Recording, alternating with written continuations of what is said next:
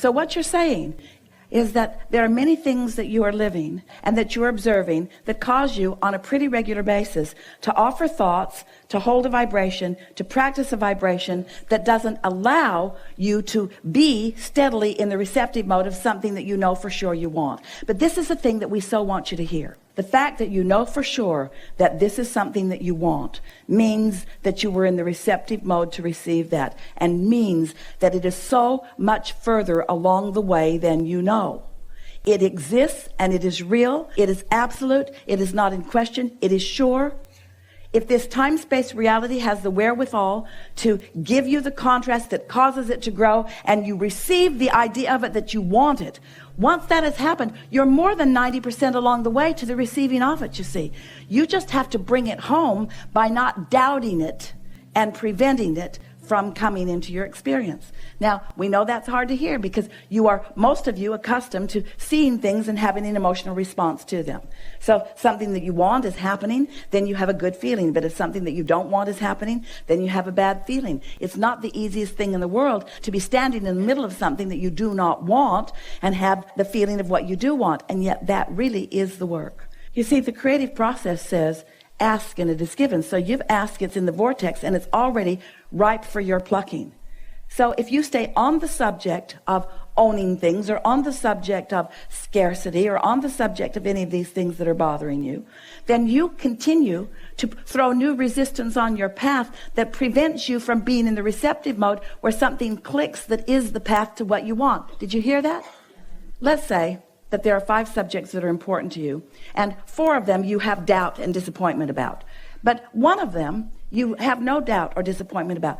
And so as you focus upon that one thing that doesn't hold you in the receiving mode of disappointment or overwhelmment, but holds you in the receptive mode of positive expectation and appreciation and passion and enthusiasm, as you focus on whatever it is that holds you in that vibration, you're going to be in the receptive mode of everything that's in your vortex. That's so important to understand. But you don't really know that. Instead, you want to talk about 5 things, and this one isn't working. So I've got this idea. I want to live on Martha's Vineyard.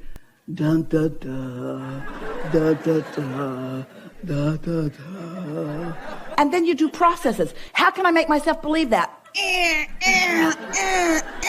Claw your way up the emotional scale.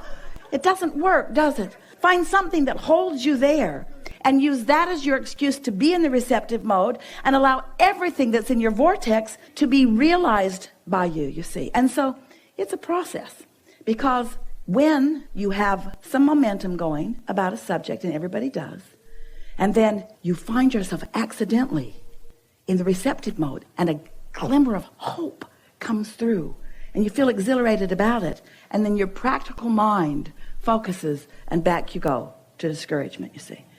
So the key is just to not beat up on yourself about that, because that's natural, whatever momentum you've got going.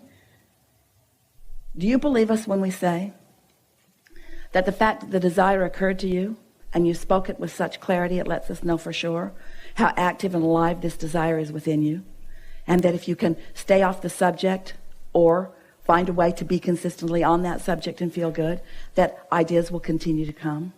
It has to be. It must be.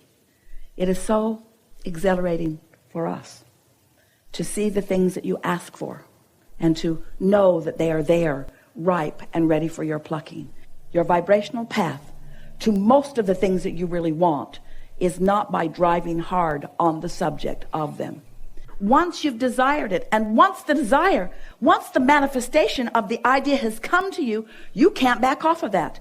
It will torture you until you allow yourself the full manifestation of it, because all of source energy is on it. Your inner being is on it. Everything is orchestrated. The events are all lined up. The circumstances and events are all lined up for your reception. But you are the creator of your own reality, not your inner being. Your inner being cannot move you to it. Your inner being can only inspire you to it by knowing it so powerfully, you see. And then when you catch those glimmers, oh, it matters so much. That's why they feel so good to you when you catch them. And that's why it feels so bad to them when you kill them with your doubt.